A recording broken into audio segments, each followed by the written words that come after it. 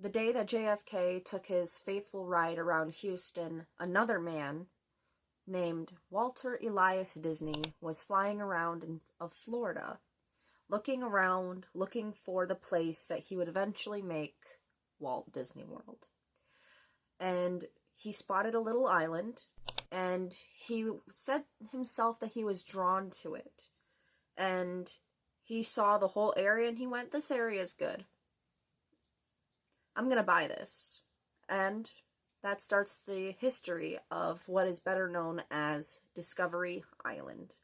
We're gonna talk about it, so grab a snack, grab a drink, hit the like button if you feel like it, hit the subscribe button, also if you feel like it, not obligated to, but it does help the channel. And let's just jump right on into it. Roll the intro.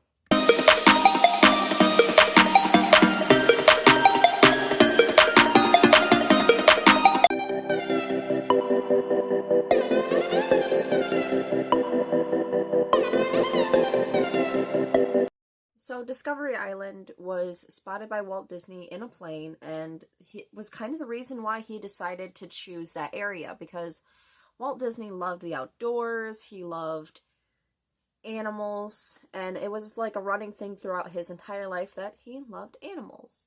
So he bought the land a few years later, including the island, and they started making plans for Walt Disney World, which sadly Walt would not see because he would pass before it was opened in 1971.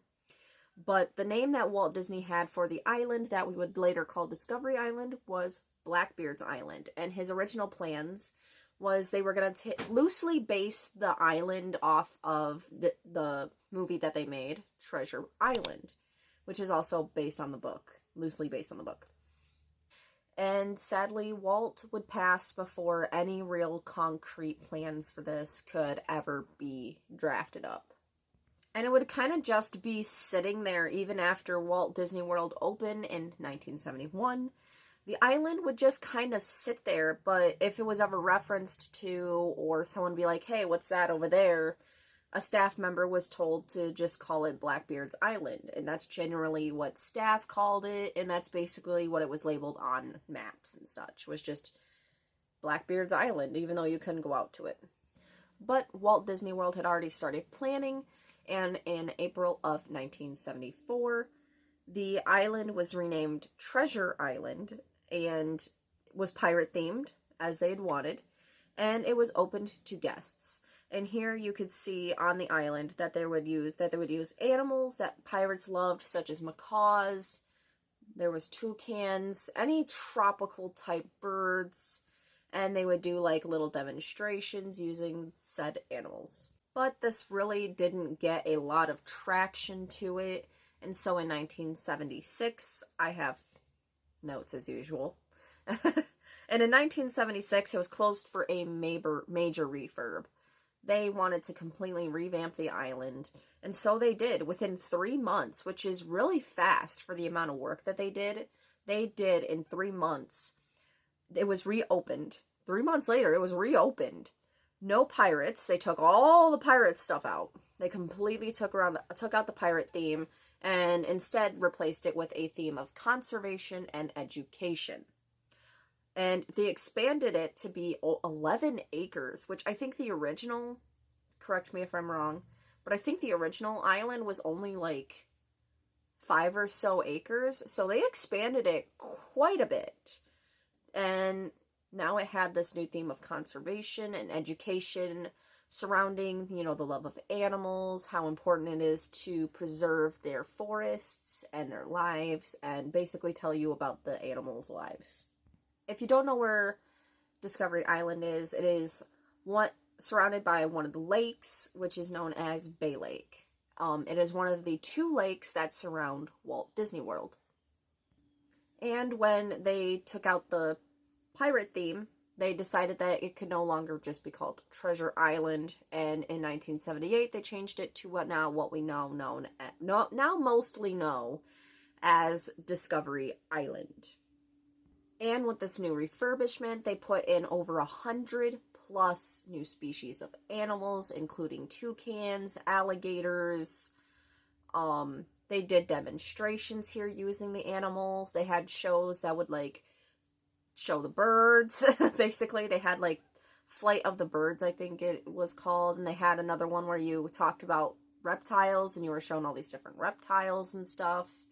It was like a zoo almost, and you could just walk around, and it was really peaceful, and a lot of people didn't really come to it, so there wasn't like a lot of lines, there wasn't like a lot of people around there, so it was quite peaceful, which is another thing that Walt Disney himself had said, is that when he was looking down at the island, it just seemed like a really peaceful, tranquil place for people to go, and that's when he originally came up with the whole theming for it.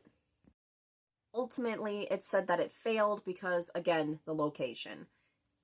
Walt Disney World has all the parks. At this time, there was only 3 parks. There was no 4th park.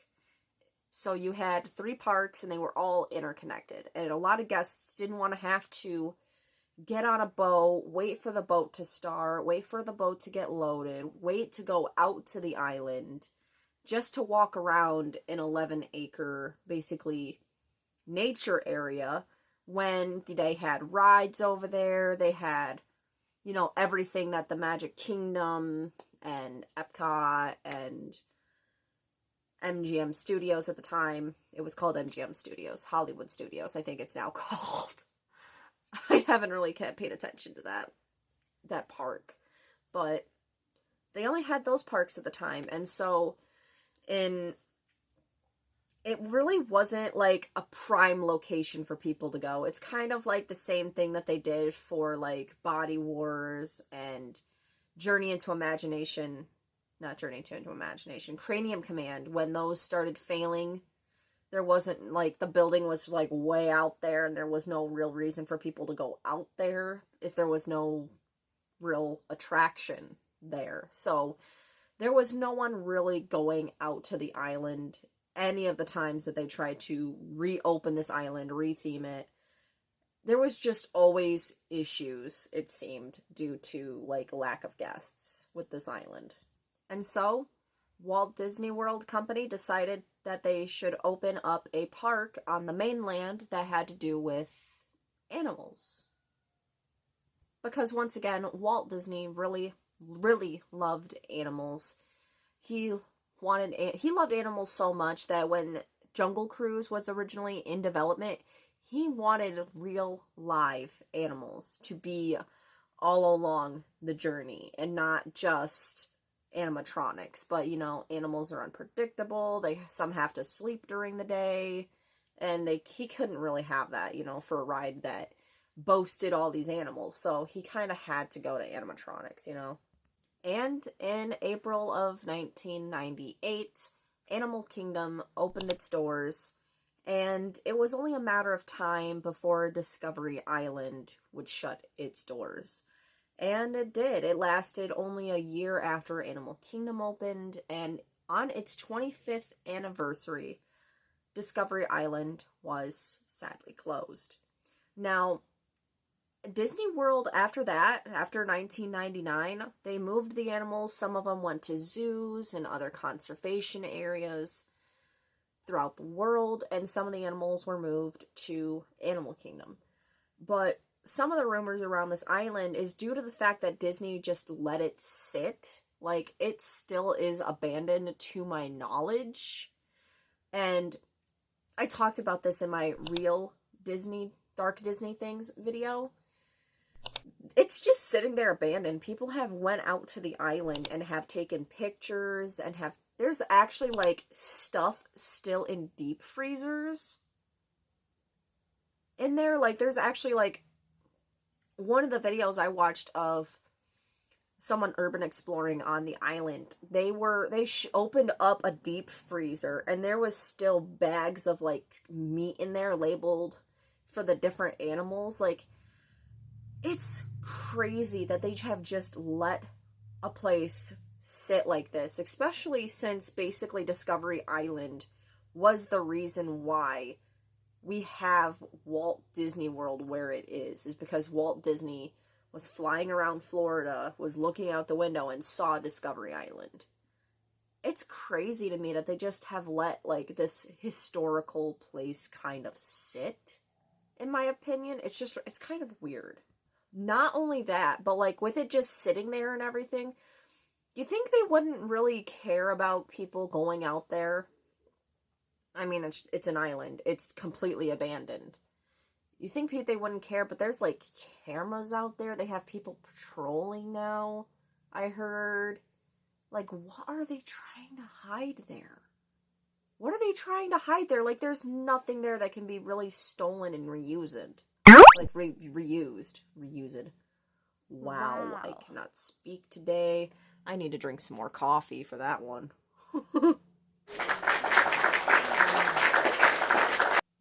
That's why I say grab a snack and grab a drink. I'm almost always drinking when I'm filming. Not drinking like that. Just saying. But yeah, it was only closed on its 25th anniversary, and the animals were moved, and it's just sitting there now. So, sadly enough. So, if you guys liked this video, hit the like, hit the subscribe button, turn on the notification bell for whenever I post a video. I talk about this kind of stuff at least once a week, unless it's a Disney theory. It's going to be a theme park history video, like this one. I do all kinds of things, so if you guys ever have suggestions for content, put it in the comments. My messages are also open on Instagram, link in my link tree on my page here. So, yeah, I think that's pretty much it. Hit the buttons, do all the things. I love you guys, and I really hope you have a great day. Bye.